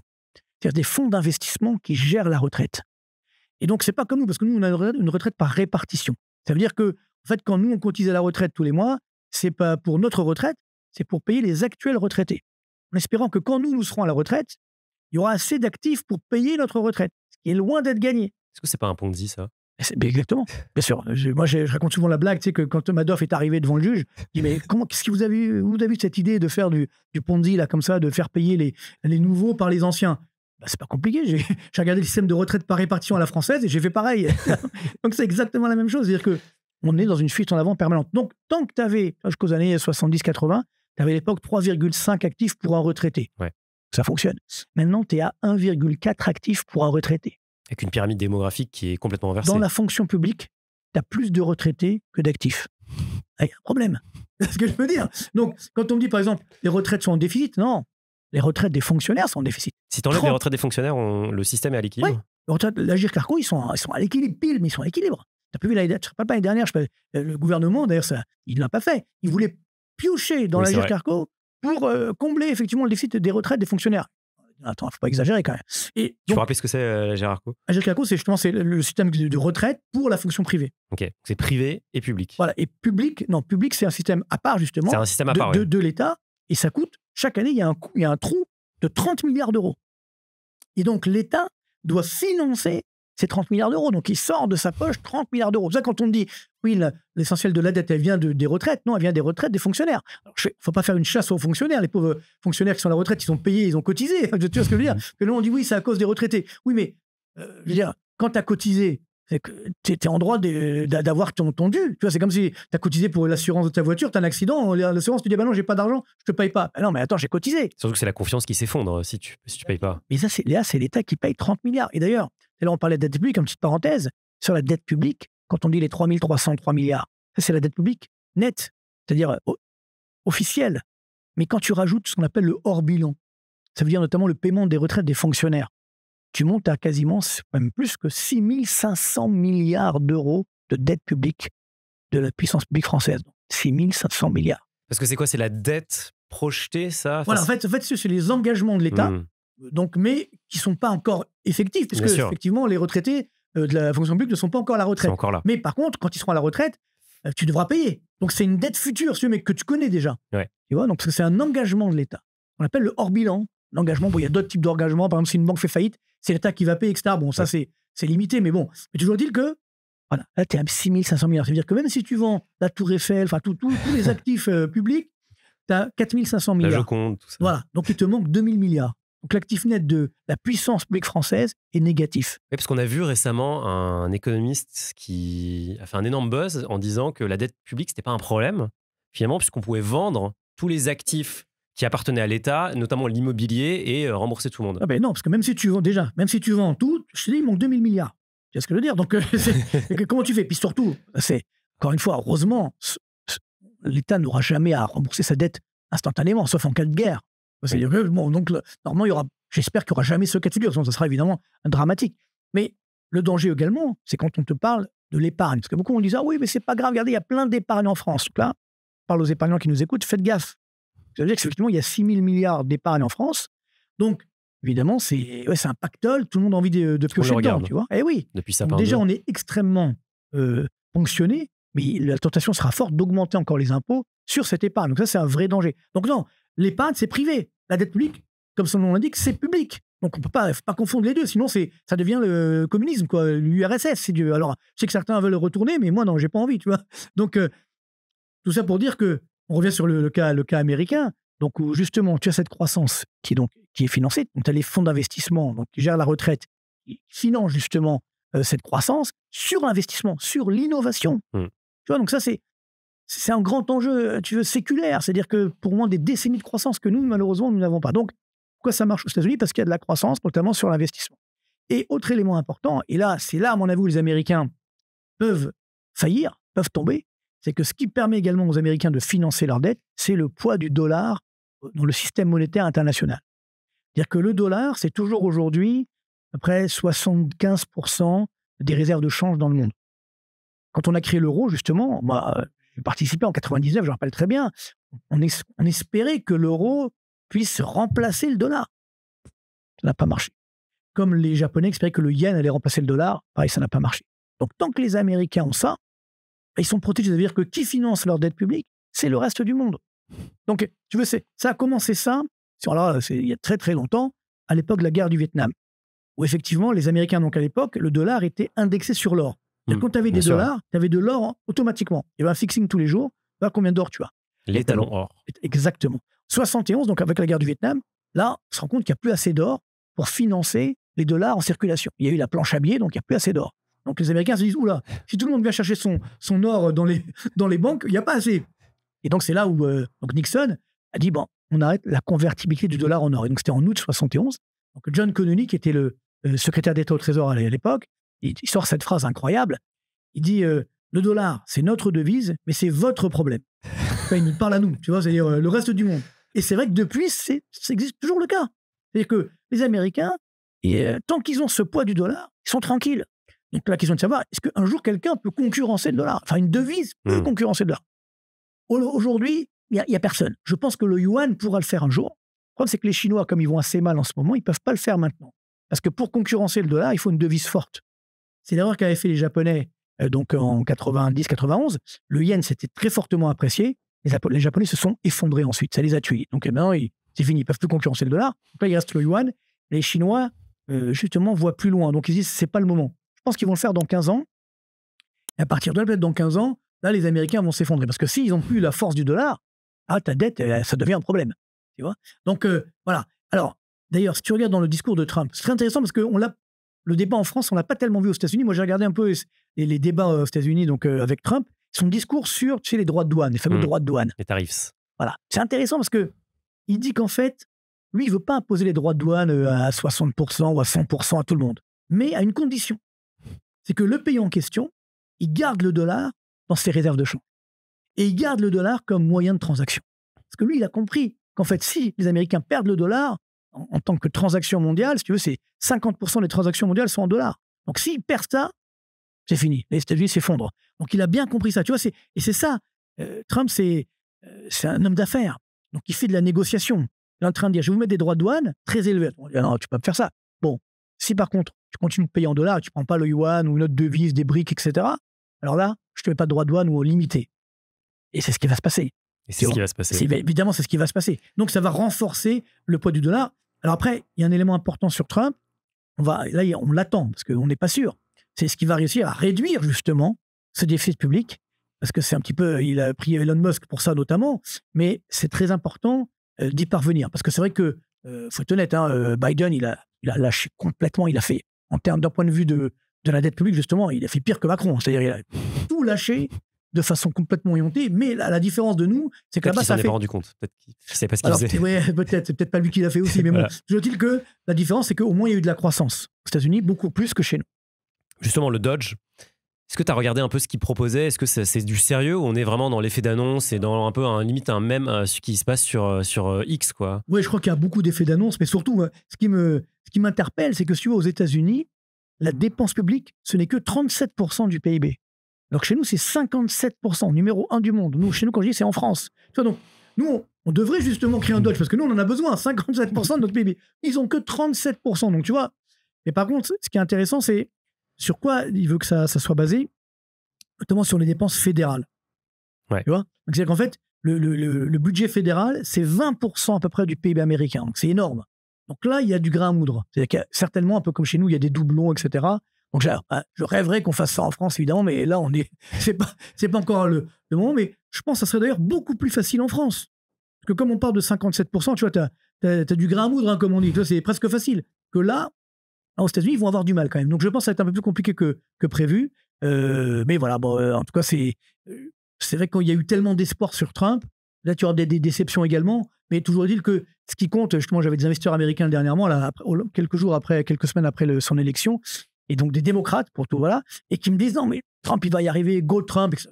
Attends, mais vous êtes démocrate? Vous me dites, non, mais c'est pas grave, nous, l'Amérique, elle va être encore plus forte. Tu vois, donc c'est ça qui est incroyable, c'est que nous, voilà, c'est vraiment les uns contre les autres. Là-bas, même si tu as perdu les élections, tu dis, bon, allez, on y va. Et je pense que les Américains, ce qui compte, et c'est pourquoi Trump a fait, je pense, un tel succès, c'est que les Américains sont très patriotes. Et donc, quand ils ont vu effectivement les dérapages qu'il y avait autour du drapeau américain, etc., ça, ils n'ont pas supporté. Et c'est pour ça qu'il a fait un tel score, quoi, Trump, parce que c'est assez incroyable. Moi, je l'avais annoncé son élection, un peu tous, seul contre tous. Pour moi, c'était inévitable, mais c'est vrai que là, il a remporté tout, quoi. C'est assez incroyable. Et donc, ça veut dire que les Américains, ce qui compte pour eux, c'est qu'effectivement, ils aient une dynamique de croissance plus forte. Simplement, attention pour les Américains, l'inflation repart à la hausse. Donc, même la réserve fédérale, si on revient sur les marchés, elle ne pourra pas baisser les taux d'intérêt aussi fortement que certains les comptent. Donc, attention. En 2014, dans le dictionnaire terrifiant de la dette, je ressors les archives, tu prédisais la bulle de la dette qui ne manquera pas d'exploser. 10 ans plus tard, alors la bulle, elle a gonflé, elle commence à devenir gigantesque, mais elle n'a pas explosé. Est-ce que finalement, tu ne serais pas trop alarmiste Tu serais pas un peu le Docteur Doom il y a Nouriel Roubignan aux US et il y a Marc Toiti en France. Bon, j'apprécie la comparaison, c'est très sympa. Qui avait prédit la crise financière d'ailleurs. Tout à fait. Non, mais encore une fois, moi je suis pas là. Moi je fais juste mon métier. C'est-à-dire effectivement, cirer les pompes des dirigeants, c'est pas mon métier. C'est ce que je veux dire. Donc ils ont essayé de faire en sorte que ça soit le cas, mais c'est pas mon métier. Et surtout, je suis indépendant. Donc, personne ne peut me donner des ordres. Tu dois dire ça. Et ça arrive, faut être honnête, ça arrive très souvent sur beaucoup d'économistes. Mais moi, j'ai eu cette chance dans ma carrière. En banque, non, justement, ce que j'allais te dire, c'est que dans ma carrière, donc j'ai écrit l'étude économique à la Banque Populaire, j'avais 27 ans. Donc j'étais le plus jeune chef économiste de banque à l'époque.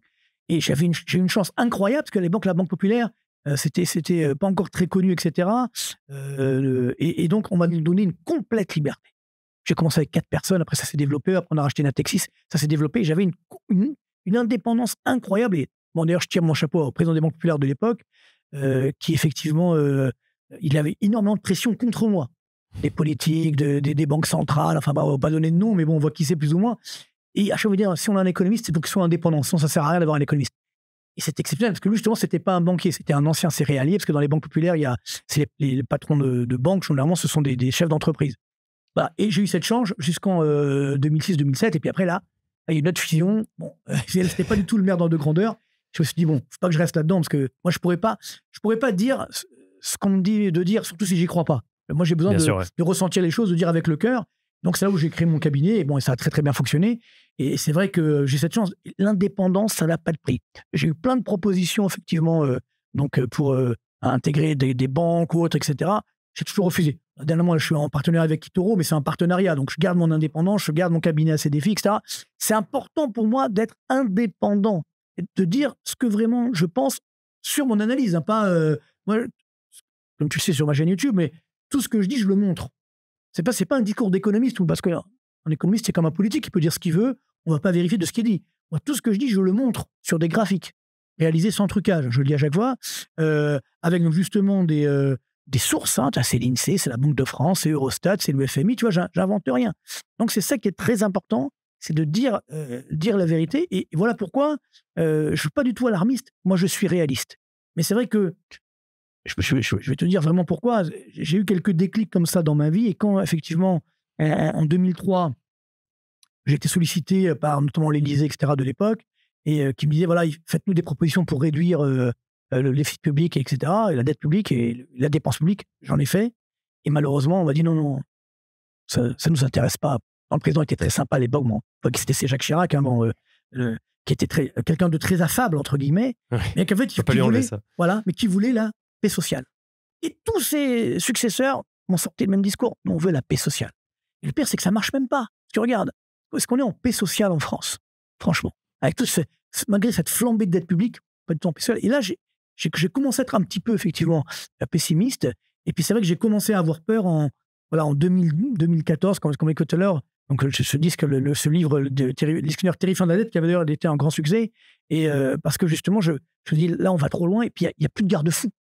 C'était François Hollande à l'époque, etc. Il m'en a beaucoup voulu d'ailleurs. Bon, bref, je ne rentre pas dans le détail. Mais là, je me suis dit, non, là, on dérape complètement. Donc, il faut tirer la sonnette d'alarme. J'étais peut-être un petit peu en avance, mais surtout, comme je l'évoquais tout à l'heure, c'est qu'il y a eu la planche à billets de la BCE et le coronavirus avec une planche à billets, évidemment, l'argent magique colossal. Ce qui fait qu'on a décalé, en fait, le phénomène. L'explosion de la bulle, elle aurait dû avoir lieu, je pense, entre 2015 et 2018. Elle n'a pas eu lieu grâce à la planche à billets. Après, en 2018, il y a eu un petit crack. Mais ça ne s'est pas produit non plus parce que tu as eu ensuite le corona et hop, on a fait encore plus de planches à billets. Donc là, maintenant, on arrive. Qu'est-ce qu'on va pouvoir faire maintenant? J'espère qu'il n'y aura pas de nouveau corona, ça c'est sûr. Mais ce que je veux dire, c'est que ça va être compliqué parce que là, quand tu as une dette publique à quasiment bientôt, je pense qu'on va atteindre en 2025 en France 120% du PIB. Donc là, ça va être compliqué. Parce que tu vas avoir une croissance de 0,5%, donc quasiment rien, hein, donc quasi-récession, 120% de dette publique, déficit public qui explose, dégradation de la note, taux d'intérêt qui augmente. Là, comment on va faire? Tu vois, donc là, on y est. Le problème, c'est que, j'ai toujours dit, quand tu as un petit abcès, tu le perds, ça fait pas mal. Quand tu le laisses grossir, ça fait, des fois, il faut une opération. Tu vois? Donc là, ça serait la même chose. Je pense que si on avait creusé l'abcès, crevé la bulle, justement en 2015 ou en 2018, ça aurait été un peu douloureux, mais on aurait pu gérer, tu vois. Là, ça va être très compliqué parce que, et surtout, les Français ne sont pas prêts. Je pense que c'est ça, moi, qui m'inquiète, c'est que les Français ne sont pas prêts à ce qui peut nous arriver. Alors, je ne dis pas qu'on va connaître ce qui s'est passé en Grèce, mais quand même, moi, si tu veux, j'ai vécu la crise grecque, parce que j'allais souvent en Grèce, voir notamment conseiller des banques, etc., ou et autres, et dans la gestion de portefeuille également. Et je me souviens au début, tu sais, ils n'y croyaient pas. Je me rappelle d'une phrase, parce qu'aujourd'hui, on nous dit souvent en France, attendez, on n'est pas la Grèce. Et à l'époque, ce qu'ils nous disaient, ils nous disaient, attendez, calmez-vous, on n'est pas l'Argentine. Sous-entendu, il ne va rien nous arriver. Tu vois. Et on a vu ce qui s'est passé ensuite. Et on ne se rend pas compte de ce qui s'est passé en Grèce. C'est-à-dire que le PIB grec, en 3 ans, a chuté de 30%. Hors inflation. 30% de baisse. Je ne sais pas si tu te rends compte ce que ça veut dire. Quand on a 0,5% de baisse, c'est une catastrophe. 30% de baisse du PIB, du niveau de richesse. Après, ça a redémarré, etc. Mais aujourd'hui, on est en 2025, le niveau du PIB grec, il est encore, tiens-toi bien, 20% inférieur au niveau de 2008. Tu te rends compte? Et c'est triste, parce que la Grèce, c'est horrible. Quasiment 20 ans de perdu. Ah oui, imagine-toi, voilà, tu te dis, on te donne aujourd'hui ton revenu que tu avais en 2008. 20% de moins que tu avais en 2008. Ah là, tu fais une belle dégringolade, tu vois. Possible, tu comprends? Mais c'est ce qui s'est passé en Grèce, d'un point de vue macroéconomique, bien sûr. Donc, avec, bien sûr, de la pauvreté qui a augmenté, etc. Donc, c'est très triste. Donc, moi, en tant qu'économiste, en tant que Français qui aime son pays, j'ai pas envie d'en arriver là. Ouais, donc, moi, j'estime que sans être Mr. Doom ou quoi que ce soit, c'est mon rôle de dire, tirer le sonnette d'alarme, voilà, hein, lanceur d'alerte. Parce que, pourquoi il y a des alarmes? Pour éviter justement qu'il y ait la catastrophe. Mais si tu as les alarmes et que tu continues, tu bouges pas, tu fais comme si rien ne s'était passé, bah, tu vas à la catastrophe. Pourtant, l'investisseur passif qui est rentré dans le marché en 2014, alors il faudrait regarder la performance exacte, mais s'il a fait par exemple que du S&P 500, je pense qu'il a fait entre x2,5 et x3, tu vois. Alors qu'on est dans une expansion, même celui qui a fait que la zone euro, il a explosé les performances. Non, mais ça, c'est complètement différent. Sur les marchés boursiers, c'est pas d'un point de vue de la dépense publique, ça n'a rien à voir, justement, par définition. Et donc, c'est sûr. Mais comment expliquer cette décorrélation? Voilà, c'est que, encore une fois, il y a eu plusieurs enjeux. C'est que déjà, il y a eu des révolutions technologiques, sur le numérique notamment, sur l'IA également. Donc, quand tu vois le Nasdaq, par exemple, qui a augmenté depuis 2009, je regardais les chiffres, on est à quasiment 1400% de hausse. Tu sais combien ça avait augmenté pendant la bulle Internet? 1100%. C'est-à-dire qu'aujourd'hui, et après, ça a chuté de 80%, le Nasdaq. Ce qui veut dire ça a mis, je crois, 16 ans à revenir au niveau d'avant. Bien sûr. Donc là, si tu veux, on a eu 2 bulles successives. Après en 2022, ça s'est dégonflé. Puis là, avec l'IA, hop, ça repartit à la hausse, etc. Donc moi aussi, je suis un petit peu inquiet parce que c'est normal. Tu as une révolution technologique, tu as des nouvelles entreprises, tu as des nouvelles valorisations, tu as des profits énormes. Tu as des vrais revenus cette fois. Exactement. Et surtout, tu as une planche à billets énorme. N'oublie pas ça. Et la planche à billets, c'est centaines de milliards qui ont été injectés dans le monde entier, même ces milliards, ces trillions, entre guillemets, comme on dit, qui ont été injectés dans le circuit. Eux, ils sont toujours là. Et ils ont été où? Et ça, c'est un petit problème, si tu veux. Pour des financiers comme nous, c'est un petit problème parce que moi, j'ai toujours aimé la finance parce que la finance, normalement, ça finance l'économie, comme son nom l'indique. Donc, tu vois, normalement, tu as une connexion entre la finance et l'économie. C'est ça qui est beau. Financer une entreprise, créer des emplois, distribuer des revenus, tu vois, c'est beau, tu vois, c'est la vertu, effectivement, du capitalisme. C'est pas quelque chose d'abstrait. Exactement. Moi, je viens des cités HLM, je le dis à chaque fois parce que c'est important. Voilà, c'est comme ça que je me suis orienté vers la finance. Bon, après, j'ai très vite compris que ce n'était pas toujours, malheureusement, toujours le cas, mais là, l'écart, il est trop important. C'est-à-dire que, effectivement, si quelqu'un investit en bourse, tu l'as bien dit, il l'a bien fait. Moi-même, je l'ai fait, pour tout te dire, heureusement d'ailleurs. Mais quelqu'un qui n'avait pas d'épargne, il n'a pas pu le faire. Donc, quelqu'un qui avait un peu d'épargne, il s'est enrichi. Puis quelqu'un qui n'avait pas d'épargne, il n'a pas pu le faire. Donc, évidemment, lui, il s'est appauvri, par contre, avec l'inflation, etc. Donc, tu crées tu élargis les écarts de niveau de vie. Et ça, c'est dangereux parce que tu crées des tensions au sein de la société. Tu vois, et ça, je le sais parce que, encore une fois, je l'ai vécu quand j'étais dans ma jeunesse.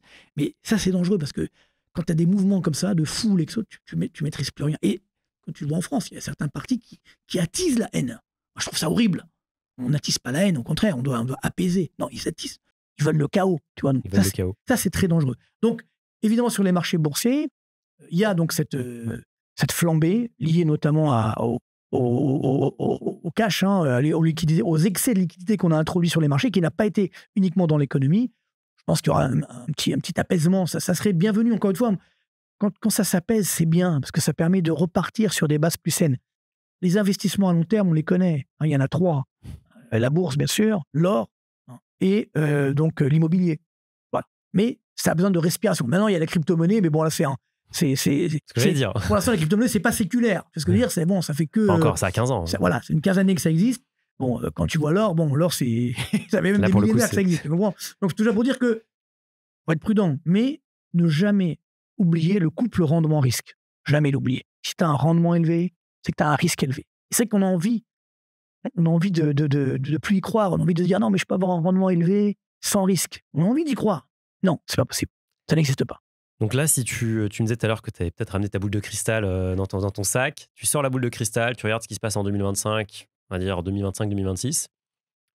Qu'est-ce que, à ton avis, doit faire un investisseur particulier pour se positionner correctement, nonobstant de tout ce qu'on vient de dire et de tous les facteurs macroéconomiques qui nous impactent? Alors, bien sûr, ça dépend de son horizon de placement. Hein, comme je l'évoquais tout à l'heure, sur du long terme, actions, or, immobilier, crypto-monnaie, si on comprend, parce que c'est pas toujours évident. Au Bitcoin?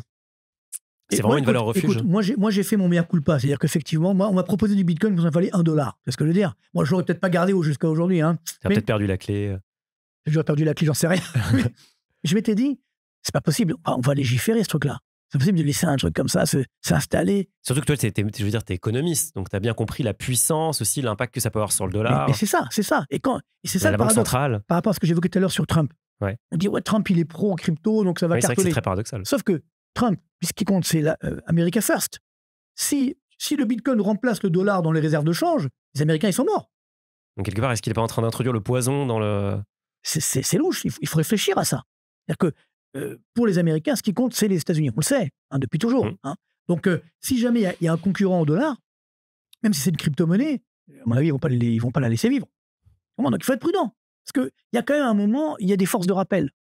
Et donc, moi, c'est ça qui me gêne. Parce que moi, j'ai besoin, comme j'évoquais tout à l'heure, de maîtriser, effectivement. Quand je fais des prévisions, j'ai besoin de m'appuyer sur quelque chose, soit sur une réalité économique, etc. Donc là, c'est très compliqué sur les crypto-monnaies parce qu'il y a une réalité, effectivement, économique, des flux, hein, ça c'est sûr. Mais d'un point de vue de la croissance, etc., quel est l'impact de la croissance sur les crypto-monnaies?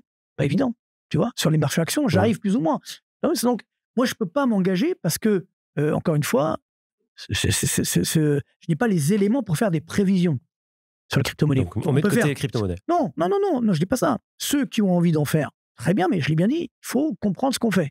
Parce qu'il y a tellement, faut le dire, aussi énormément d'arnaques qui ont été créées sur les crypto-monnaies. Hein, quelqu'un m'a envoyé un message sur YouTube il n'y a pas longtemps, il me disait qu'il avait acheté je ne sais pas quoi, il s'est fait avoir, le pauvre chéri, il a tout perdu. Oui, moi j'ai vécu ça, si tu veux, avec la bulle des subprimes. Où là, pareil, tu avais des gens qui achetaient ce qui s'appelait à l'époque des SICAV monétaires dynamiques, tu vois. C'est-à-dire, vous avez bien que le nom, c'est un oxymore, le nom, il y a un problème. Donc, SICAV monétaire, ça veut dire sans risque. Dynamique à rendement élevé, ça n'existe pas, ça. D'où vient le rendement? Il vient d'un risque. On ne le voyait pas. Alors que monétaire, normalement, tu n'as pas de risque. Et les mecs ont perdu leur chemise. Parce que tu sais pas que tu as perdu 20%. Tu as tout perdu. Quand les subprimes ont explosé, l'actif sous-jacent, il valait zéro. Donc, l'actif produit valait zéro également. Tu vois, donc, voilà. En fait, c'est ça. C'est que quand tu as un peu de vécu, voilà, j'ai un peu de vécu parce que j'ai 30 ans de carrière par définition. J'essaye de rester jeune quand même, malgré tout. T'es gentil. Mais c'est vrai qu'il faut rester jeune parce qu'il faut rester justement up-to-date. Il faut regarder la réalité. Il faut être sur le terrain. Voilà. Moi, ma force depuis toujours, c'est d'être sur le terrain. Comme quand j'étais sur ma salle des marchés, j'allais faire mes conférences auprès des banques populaires en région. Ça, c'est important de voir la réalité du terrain, tu vois. Et donc, là, aujourd'hui, il faut être prudent, ne pas oublier ce couple rendement risque. Donc, on peut en avoir, mais voilà, il faut connaître l'ampleur du risque. Donc voilà, sur le long terme, pour répondre à ta question, action, immobilier. Alors, l'immobilier, c'est plus compliqué parce que la baisse n'est pas finie en France. Et c'est le premier truc qu'on taxe aussi. Et là, c'est vrai que quand tu vois quand même les chiffres de l'INSEE, sur l'investissement logement des ménages, on a eu 13 trimestres consécutifs de baisse. C'est à croire que les pouvoirs publics ont fait exprès, quoi. Quand tu as 13 trimestres de baisse d'un actif, parce que, comme le dit le dicton, quand le bâtiment va, tout va. Ça veut dire quand il ne va pas, rien ne va plus. Donc, tu vois ce secteur phare de l'économie qui s'effondre. Fait quelque chose. Non. On a attendu 13 trimestres de baisse. Et encore aujourd'hui, on te dit, on va le taxer encore davantage. Ils sont complètement fous. Donc voilà, peut-être pas en France immobilier, pas tout de suite. Je pense que ça reviendra en 2026, mais pas avant. Là, je pense que c'est encore un petit peu tôt. Donc, après, il y a les marchés obligataires. Surtout pas. Là, c'est dur. Les Là, taux il y a augmentent. voilà, comme les taux d'intérêt augmentent, ça fait baisser les Bien cours. sûr. Bon, sur certaines belles entreprises, pourquoi pas, sur des échéances courtes, là, on peut garder ce qu'on appelle des bons, des indicateurs, des obligations corporate. Sur 3-4 ans, des belles boîtes qui servent un bon taux d'intérêt, pourquoi pas, hein, bon, ça peut servir. Donc voilà, ça, on peut garder, mais pas d'obligation d'État. Surtout pas d'État français, parce que là, ça peut être très dangereux. Donc, évidemment, bon, l'or, je l'ai évoqué. Ça, je pense que ma fameuse poire pour la soif, je le dis à chaque fois, c'est toujours important. Et ça c'est vrai qu'on me dit, pourquoi vous pourquoi vous ne mettez pas tout en or? Moi, je mets 15% en or, non portefeuille. Structurellement, j'ai toujours fait ça. Ça T'achètes suffit. de l'or, c'est quoi? C'est de l'or physique? C'est Si on peut, l'or physique, c'est bien. des valeurs aurifères? C'est l'or papier? Moi, je pense que l'or physique, c'est mieux. Si on peut, Ok, l'or physique, bien c'est sûr. mieux. Après, il faut stocker, c'est toujours le C'est un peu problème. plus contraignant. C'est un peu contraignant, mais c'est mieux. Voilà, on ne sait jamais. Mais bon, si on n'a pas le choix, on peut prendre de l'or papier. Il faut faire attention aux frais également, hein, parce que là, il y a Bien pas sûr, mal de frais aussi. Il y a des ETF or. ETF, ça peut être pas mal également. Voilà. Sinon, oui, alors, il y a également un risque change important. Donc, moi, j'avais conseillé justement le dollar et le franc suisse il y a un an. Je pense que ça peut toujours être intéressant, notamment le dollar, parce qu'il est quand même mieux rémunéré que l'euro, et il le restera. Donc, pourquoi pas? Ça va être intéressant. Et là aussi, je le dis, parce que j'ai beaucoup de questions, souvent on me dit, oui, mais c'est pas normal, ma banque refuse de me faire un compte en devise. C'est pas normal. Faut changer de banque. Et voilà. Il faut faire jouer la concurrence entre les banques. Mais voilà. Et surtout, faites attention quand même aux conseillers un petit peu farfelus, etc., qui vous promettent monts et merveilles. Voilà, il faut des gens sérieux. Et donc, sur la partie boursière, toi, tu vois quoi là? Oui. Sur la partie boursière, moi, je pense en 2025, une année de temporisation. Voilà, donc, il y aura volatilité va rester forte. Donc, on va décaler, comme on dit. Voilà. Mais je pense qu'il y aura quand même des phases de baisse régulières. Donc, et avec, je pense, sur le CAC 40, une année encore de baisse, malheureusement. Mais de baisse. Et sur les Parce US? Alors, sur les US, je pense que ça va dépendre de Trump. Les mesures qui vont être prises par Trump. Mais Après, il veut globalement, baisser les impôts sur les sociétés. Ça, voilà. c'est automatique. Alors, je pense qu'il y aura encore une année d'augmentation. Le problème, c'est la valorisation. Ouais.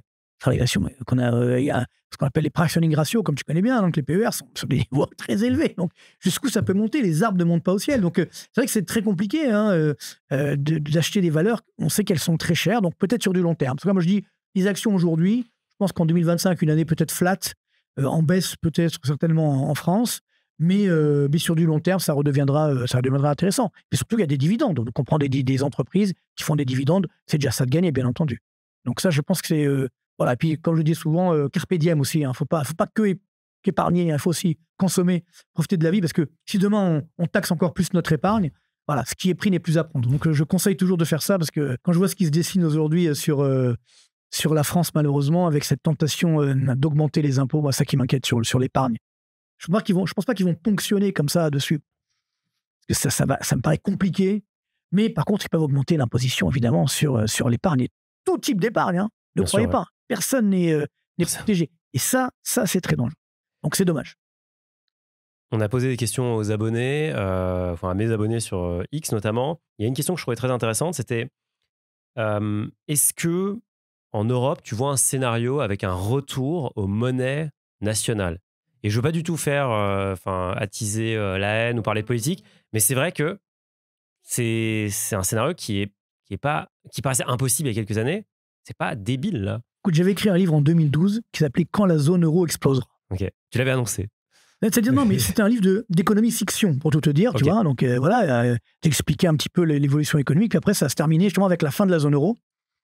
Et je disais simplement, si on ne fait rien, c'est-à-dire si on ne change pas la zone euro telle qu'elle existait à l'époque, ben c'est inévitable ce scénario. C'est quoi le problème fondamental? Le problème fondamental, c'est que la zone euro, quand on fait une zone monétaire, ça n'a de sens que si ça devient ce qu'on appelle une zone monétaire optimale. Ça veut dire avec une parfaite intégration, une harmonisation des conditions fiscales, des conditions réglementaires, des marchés du travail, un budget fédéral. Tu vois. Ça, évidemment, on ne l'a pas fait. Et c'est même l'inverse qui s'est produit, parce qu'on a fait exactement le contraire. Tous les pays ont fait du dumping fiscal, chacun a baissé les impôts à droite à gauche. L'Irlande, même l'Italie dernièrement, le Portugal, etc. Donc, mais ils ont bien fait. Ils ont bien fait. Et à la fin, dès qu'il y avait un problème, Madame la BCE, faut payer, faut faire la planche à billets. Non, mais il y a un problème. Et maintenant, les Allemands, là, ils commencent à rouler dans les brancards. Parce que qui a financé quand même ça? C'est aussi les Allemands, il faut quand même être honnête. Alors même s'ils ont profité de la zone euro parce que justement, ils n'avaient plus le Deutsche Mark qui était trop fort par rapport aux autres monnaies, donc ils ont pu vendre plus facilement, entre guillemets, mais eux, leur marché, de toute façon, sur l'export, c'est au-delà de la zone euro, donc ce n'était pas un enjeu déterminant pour eux. Donc non, encore une fois, la zone euro, ça aurait pu fonctionner. J'y ai cru, là aussi, j'ai fait mon mea culpa plusieurs fois, j'y ai cru, comme beaucoup, hein, on a fait exactement l'inverse de ce qu'il fallait faire. Et ça a été également une volonté politique, une erreur politique. C'était le couple à l'époque Chirac-Jospin. En fait, les Allemands, à l'époque, quand on a créé la zone euro, voulaient une petite zone euro, avec 6-7 pays qui respectent les règles. Donc là, c'était jouable. Et la France dit non, nous, on veut une grosse zone euro, comme ça, on ne sera pas les derniers de la classe. C'est-à-dire nous, les Français, tu vois. Et c'est ce qui s'est produit, mais ça n'a aucun sens.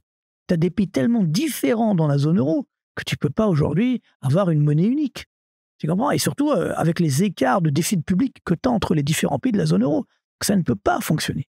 Et justement, j'ai fait une petite vidéo il y a quelques mois sur ça, pour voir les pays qui respectent aujourd'hui les deux principaux critères qui sont la dette publique et le déficit public. Alors, pour la dette publique, j'étais sympa, j'ai mis 80% du PIB, 60%, alors là, il n'y a plus personne. Et il y a seulement 9 pays qui respectent les règles. Et évidemment, la France n'est pas dedans. Tu sais comment? Qui respecte les deux règles. La France, elle respecte ni l'une ni l'autre, d'ailleurs, comme règle. Et c'était quoi? C'est 3% du déficit, l'autre? 3% de déficit, oui, tout à fait. Ça, c'est jouable parce que, encore une fois, même 3% de déficit public, c'est très sympa. Parce que normalement, un bon déficit, c'est 0, voire un excédent. Tu vois, donc c'est comme ça que la théorie keynésienne de relance, hein, d'ailleurs, fonctionne comme ça. On l'a oublié en France, mais Keynes, il a toujours dit que c'est lui qui a donc fait les premiers déficits publics lors de la crise de 29. C'est lui qui a conseillé Roosevelt en disant on va faire une relance budgétaire, donc un déficit public. Mais il a dit après, dès que la croissance revient, on doit réduire le déficit pour avoir un excédent public, ce qui permettra de relancer la machine lors de la prochaine crise. Mais ça, nous, en France, on l'a oublié, parce que le dernier excédent date de 74. Donc, tu vois, pour faire une relance, on n'a plus les moyens. Donc, c'est ça le drame. Marc, on va finir par le chrono finari. Je vais te poser des questions très simples, et donc tu vas répondre de façon très concise. Aïe, ça va être dur pour moi, non, je plaisante. Allez, c'est parti. Inflation ou déflation en 2025? Malheureusement, l'inflation va rester élevée, donc l'inflation est toujours là, et notamment à cause de la baisse de l'euro qui va faire augmenter les prix des produits importés. Mieux vaut de l'inflation que de la déflation. Augmentation des impôts ou baisse des dépenses publiques? Baisse des dépenses publiques, on n'a pas le choix. Je ne comprends pas qu'on puisse encore parler d'augmentation des impôts en France, une catastrophe. Qui pour redresser la France? Pour l'instant, il n'y a personne.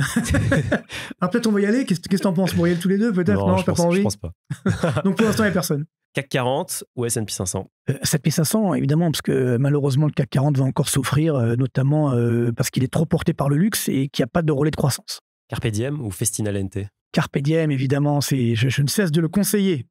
Là, il n'y a pas plus beau que la vie, donc voilà, il faut en profiter. Crise boursière ou crise immobilière en 2025? La crise immobilière, malheureusement, va se poursuivre en France. Je pense qu'on aura une baisse d'encore 10% des prix sur l'ensemble du territoire. En moyenne, bien entendu, sans qu'il y a déjà des villes, par exemple Lyon, on est à moins 22% de baisse depuis les plus hauts. Pro-Europe ou Frexit? Moi, je pense que l'Europe, c'est une idée formidable, bien entendu, mais on l'a gâchée. Donc maintenant, c'est inévitable. Malheureusement, je pense que la zone euro, elle risque de disparaître dans les prochaines années. Bitcoin à 0 ou à $1 million en 2030?